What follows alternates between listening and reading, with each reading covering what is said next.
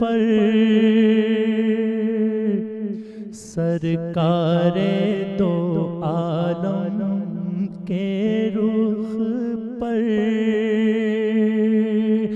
انوار کا عالم کیا ہوگا سرکار دو عالم کے رخ پر۔ السلام علیکم ورحمۃ اللہ وبرکاتہ۔ مفتی برکت اللہ شمائل ترمذی لے کر آپ کی خدمت میں حاضر ہے۔ الحمدللہ رب العالمین والصلاة والسلام علی سید الانبیاء والمرسلین۔ تمام تعریفیں اللہ کی ہیں اور درود و سلام ہو محمد صلی اللہ علیہ وسلم۔ اللہم صلی علی سیدنا مولانا محمد وعلی آل سیدنا مولانا محمد کما صلیت علی ابراہیم وعلی آل ابراہیم انک حمید مجید۔ شمائل ترمذی میں ہم رسول اکرم صلی اللہ علیہ وسلم کے پرسنل فیچر، احوال و کوائف اور بالکل ایک پرسنل ڈائری کے طور سے آپ کے سامنے پیش کر رہے ہیں۔ بہت ساری حضور صلی اللہ علیہ وسلم کی چیزیں آپ کے سامنے پچھلے سلسلے میں آ چکی ہیں۔ دراصل مقصد یہ ہے کہ ہم تصور میں سراپائے حبیب حق بسائیں گے، دل و دیدہ کی محفل ان کے جلووں سے سجائیں گے، جمال و حسن کی تعبیر الفاظ میں ناممکن، مجسم نور کی کھینچے کوئی تصویر ناممکن، لیکن ہم کوشش کریں گے کہ نگاہوں میں جما کر حلیہ فخر بنی آدم، تخیل کے دریچوں سے انہیں دیکھا کریں گے ہم۔ آج کا جو ٹاپک ہے وہ رات کو کچھ قصے کہانیاں بیان کرنے یا سننے کا ہے۔ کچھ حدیثوں میں رسول اکرم صلی اللہ علیہ وسلم نے منع فرمایا ہے کہ عشاء کے بعد نہى النبی صلی اللہ علیہ وسلم عن السمر بعد العشاء، کہ رات میں بہت زیادہ جاگ کر قصے کہانیاں سننا اس سے منع فرمایا ہے، لیکن آپ صلی اللہ علیہ وسلم نے اپنے ازواج سے اور ان کی دلجوئی کے لیے یا فیملی کی گیدرنگ کے لیے آپ نے قصے کہانی سنا بھی ہے، سنایا بھی ہے۔ تو آئیے ہم وہ احادیث آپ کے سامنے پیش کرتے ہیں جس میں کچھ سبق آموز قصے ہوں، کچھ اخلاقی قصے ہوں، چاہے حقیقی قصے ہوں یا فرضی قصے ہوں، یعنی اس کو بیان کرنا، پر مقصد بیان کرنا رسول اکرم صلی اللہ علیہ وسلم سے ثابت ہے۔ یہاں دو حدیثیں ہیں لیکن اتنی لمبی حدیثیں ہیں جس میں ہمیں اپنے بھی معاشرے کی پوری تصویر نظر آ جائے گی۔ ہم علماء جو مختلف لوگوں کی کاؤنسلنگ کرتے ہیں ایز این امام، اور خاص طور سے میاں بیوی اور خاندانی جھگڑوں کی جو کاؤنسلنگ ہم کرتے ہیں، اس میں ہمیں یہ سب کیریکٹر نظر آ جائیں گے جو ہم آج بیان کرنے والے ہیں۔ تو ایک مرتبہ حضرت عائشہ رضی اللہ تعالیٰ عنہ دونوں حدیثوں کو روایت کرتی ہیں کہ ایک مرتبہ رسول اکرم صلی اللہ علیہ وسلم نے اپنے گھر والوں کو، تمام ازواج مطہرات بیٹھی تھیں، ان کو ایک قصہ سنایا۔ یہ قصہ سن کر حیرت و تعجب میں ایک خاتون نے، ایک بیوی نے کہا کہ یہ تو خرافہ کے قصے کی طرح ہے۔ تو عربوں میں خرافہ کے قصے بہت مشہور اور ضرب المثل تھے۔ حضور صلی اللہ علیہ وسلم نے فرمایا کہ جانتی ہو خرافہ کیا ہے؟ خرافہ کا اصل قصہ کیا تھا؟ یعنی خرافہ لفظ کی بات چڑھ گئی۔ خرافہ بنو عذرا کا ایک شخص تھا جس کو جنات پکڑ کے لے گئے تھے جنگل میں۔ ایک عرصہ تک انہوں نے اس کو اپنے پاس رکھا، یعنی وہ گم گئے ہوں گے یا کہیں یعنی ولڈرنس میں گزار کے وہاں جب وہ واپس آئے تو وہاں کے زمانہ قیام کے عجائبات لوگوں سے نقل کرتے تھے تو لوگ تعجب کرتے تھے۔ اب جو بھی سچ یا بناوٹی قصے انہوں نے بیان کیے تھے ان کا نام تھا خرافہ۔ اس کے بعد سے لوگ ہر حیرت انگیز قصے کو حدیث خرافہ کے نام سے کہتے ہیں، یعنی عربی لٹریچر اور لینگویج میں یہ حدیث خرافہ وہ جو ہے مشہور ہو گیا۔ یہاں تک کہ اردو زبان میں بھی لفظ خرافات کا استعمال جو ہے یعنی بے اصل باتوں کے لیے ہوتا ہے، اور یہ گویا عربی سے آیا ہے اردو میں، خرافہ سے خرافات، یعنی الٹپ قسم کے قصے کہانیاں۔ خیر یہ تو صرف یہ تھا کہ رسول اکرم صلی اللہ علیہ وسلم نے جو کچھ بیان کیا تھا وہ تو شاید یعنی واقعہ رہا ہو لیکن اس میں ظاہر تعجب کی باتیں رہی ہوں گی، تو گویا اور چیزوں کا بھی تذکرہ آ گیا۔ اب آئیے اگلی حدیث جو ہے اس کا نام ہے حدیث ام زرع۔ ام زرع ایک چاہے فکٹیشس نام ہو یا ریئل نام ہو، ام زرع یعنی زرع کی ماں، یعنی ایک کنیت ہے۔ عربوں میں کنیت جو ہے وہ ایک سائیڈ نیم ہوتا تھا جو کسی کا نک نیم کی طرح ہوتا تھا۔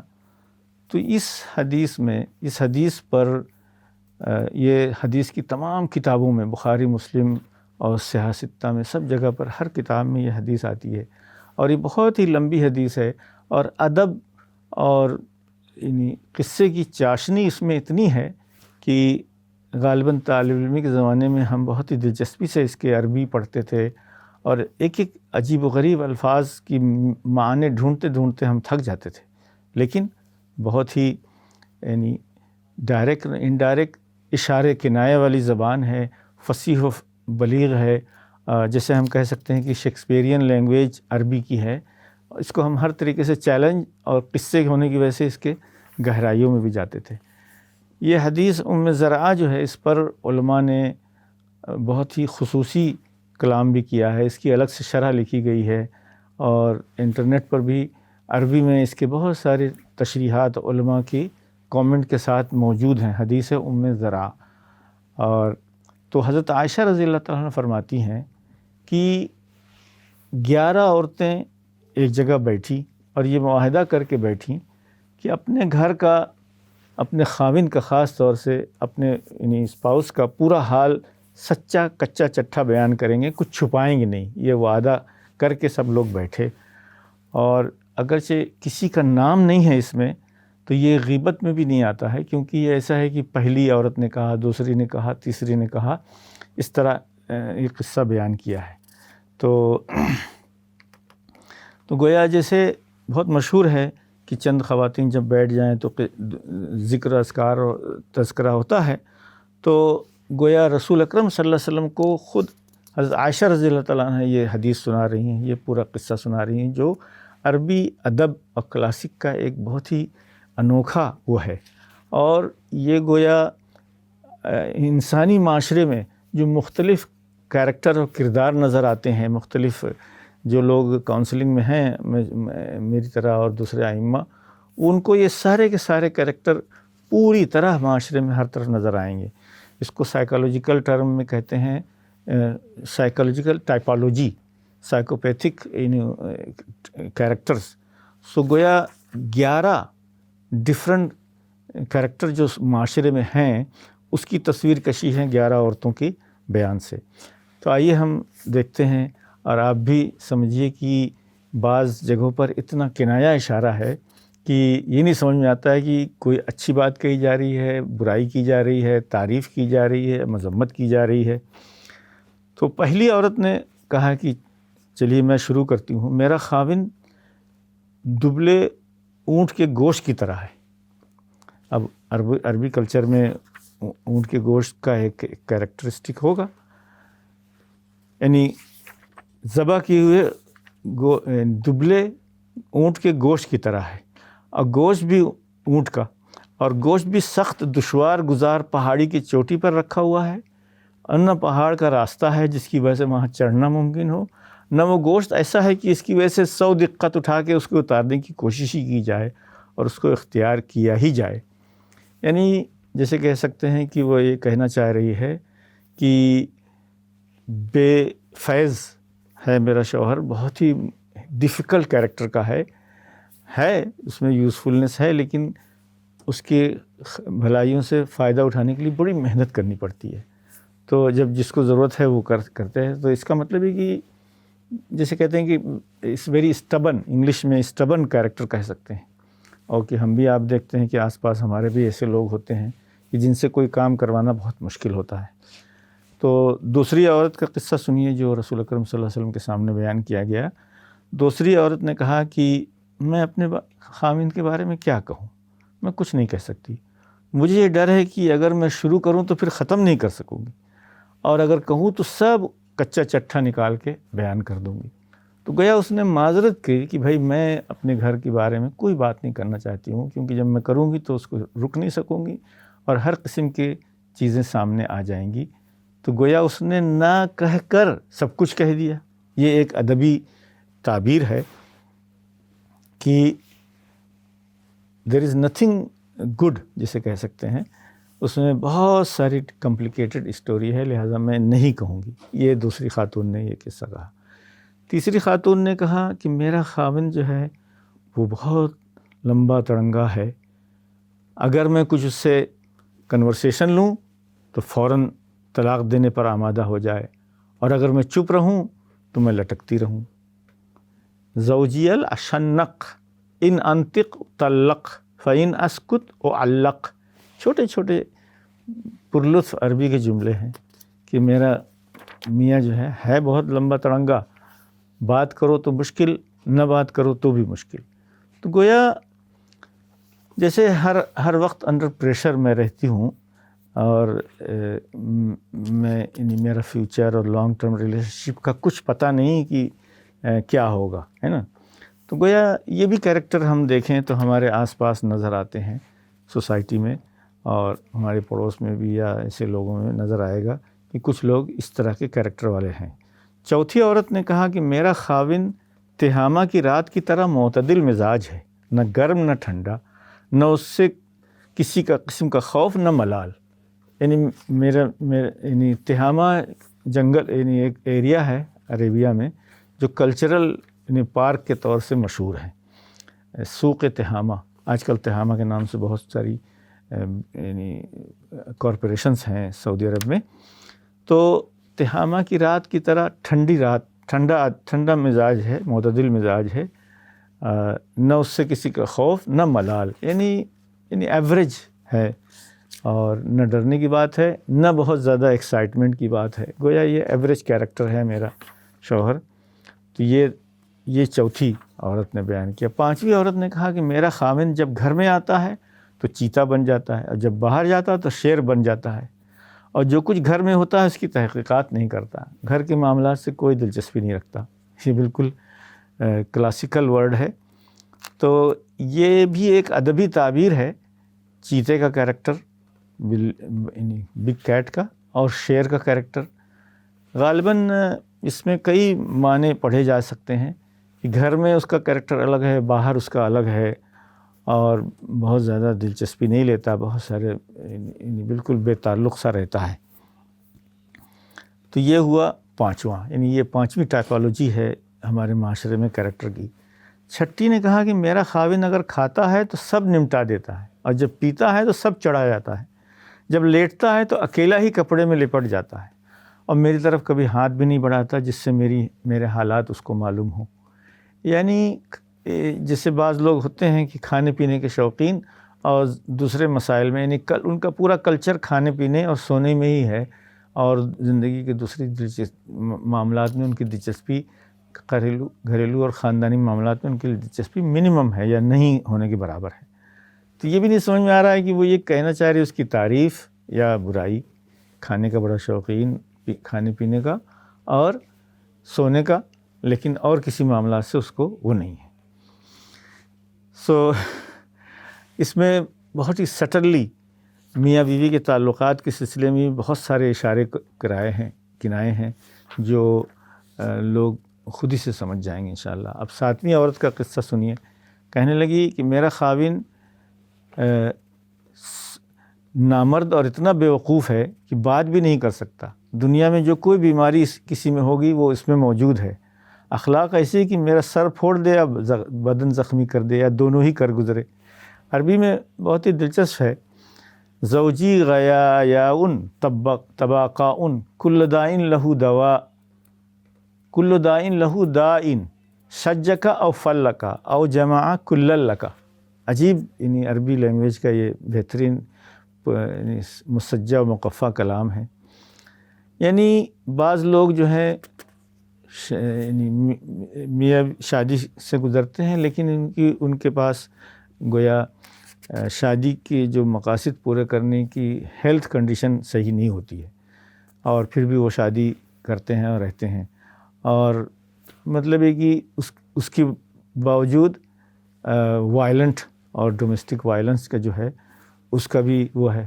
یو کے میں اس کی بہت ہی یعنی 20-25 سال پہلے تو اس کو بہت سیریس نہیں لیا جاتا تھا، اب ڈومیسٹک وائلنس کو سیریس لیا جاتا ہے. تو گویا یہ خاتون اپنے گھر میں ڈومیسٹک وائلنس کی شکایت کر رہی ہے، اور اس کا ریزن یہ ہے کہ وہ نامرد ہے. یعنی عام طور سے میں نے بھی اپنی زندگی میں جتنے لوگوں کو کاؤنسلنگ کی ہے، اکثر جو لوگ اپنے یعنی فزیکل ڈی ایبلٹی کی وجہ سے یا سائیکولوجیکل ڈی ایبلٹی کی وجہ سے، پرفارمنس نہ ہونے کی وجہ سے، وہ اس کا ریئیکشن میں بہت ہی سخت معاملہ کرتے ہیں اور دوسرے پر بلیم ڈالنے کے لیے وائلنٹ تک ہو جاتے ہیں. اس طرح کی قصے بالکل عام ہیں، اور یہ بھی ایک 7واں کیریکٹر ہے. 8ویں نے کہا کہ میرا خاوند، 8ویں عورت نے کہا کہ میرا خاوند چھونے میں خرگوش کی طرح نرم اور خوشبو میں زعفران کی طرح مہکتا ہوا ہے. تو اس نے 2 الفاظ میں انڈائریکٹلی بہت کچھ کہہ دیا.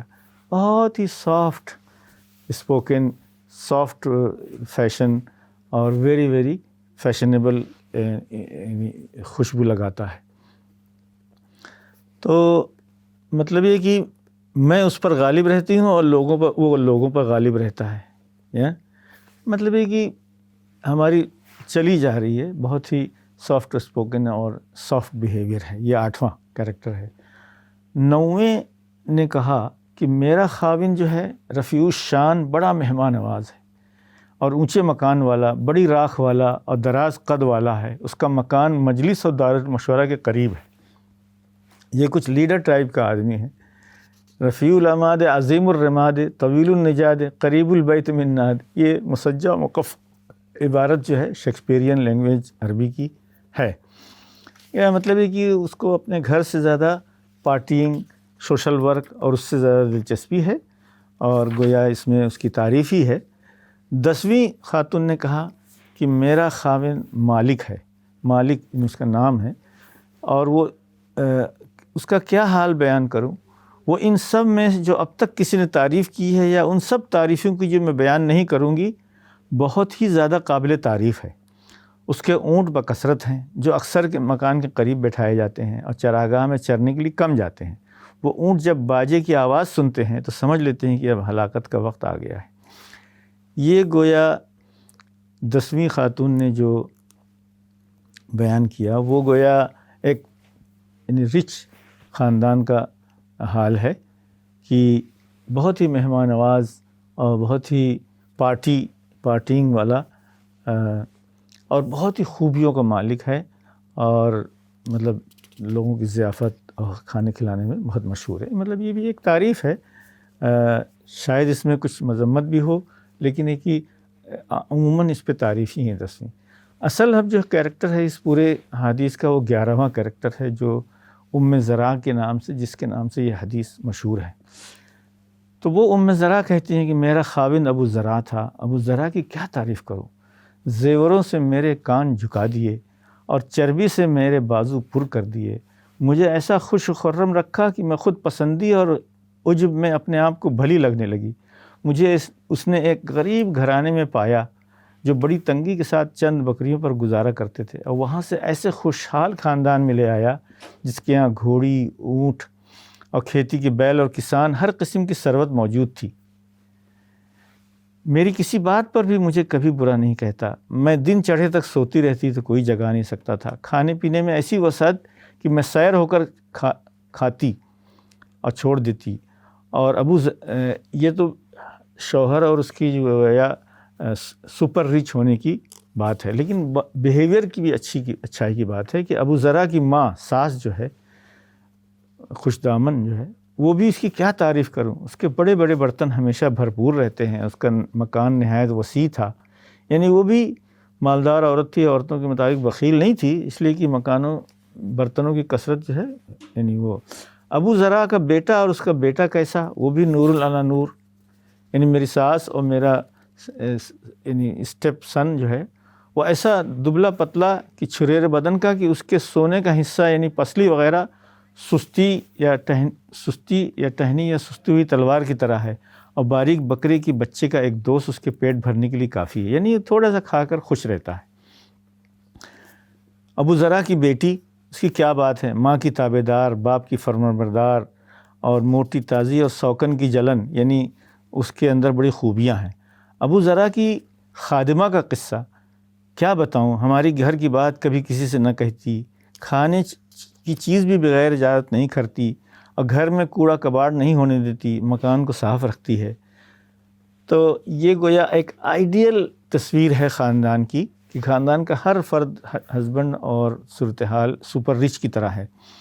ہماری یہی حالت تھی کہ لطف کے دن گزر رہے تھے۔ ایک دن صبح کے قریب جب دودھ کے برتن بلوئے جا رہے تھے، یعنی دودھ نکالنے کا ٹائم تھا، تو ابو ذرا گھر سے نکلا، یعنی میرے شوہر۔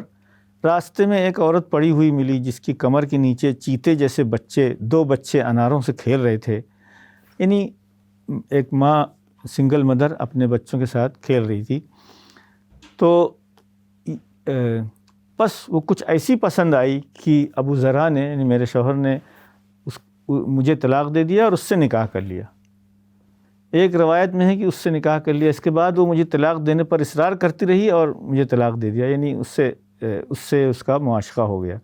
اس کے بعد میں نے ایک اور سردار شریف آدمی سے نکاح کر لیا جو شاہ سوار تھا اور سپہ گر تھا۔ یہ ام ذرا جو ہے، یہ سینٹرل کیریکٹر جو ہے اس پورے حدیث کا، وہ کہہ رہے ہیں کہ میں نے پھر بعد میں دوسرا نکاح کیا جو بہت ہی سپاہیانہ مزاج کا تھا، یعنی ملٹری ٹائپ کا۔ اس نے مجھے بڑی نعمتیں دیں اور ہر قسم کے جانور، اونٹ، گائے، بکری وغیرہ وغیرہ، ہر چیز میں سے ایک ایک جوڑا دیا، اور یہ بھی کہا کہ ام ذرا خود بھی کھا، اپنے میکے جو چاہے بھیج، لیکن بات یہ ہے کہ اگر میں اس کی ساری عطاؤں کو جمع کر دوں تو بھی ابو ذرا کی چھوٹی عطا کے برابر نہیں ہو سکتی۔ یعنی اگرچہ میں پھر سے ایک اچھے کھاتے پیتے خاندان میں آ گئی، لیکن وہ جو سپر رچ خاندان میں جو میرا تجربہ تھا اس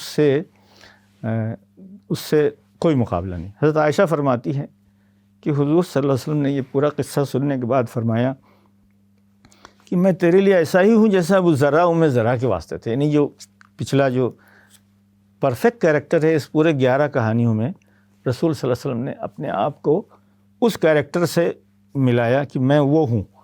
اور اگرچہ اس حدیث میں یہ ہے کہ اس کے بعد اس نے طلاق دی، تو حضور صلی اللہ علیہ وسلم نے فرمایا کہ نہیں، میں تمہارے لیے سب سے اچھا ہوں اور رہوں گا، اور آپ حضرت عائشہ سے کہا کہ میں طلاق نہیں دوں گا۔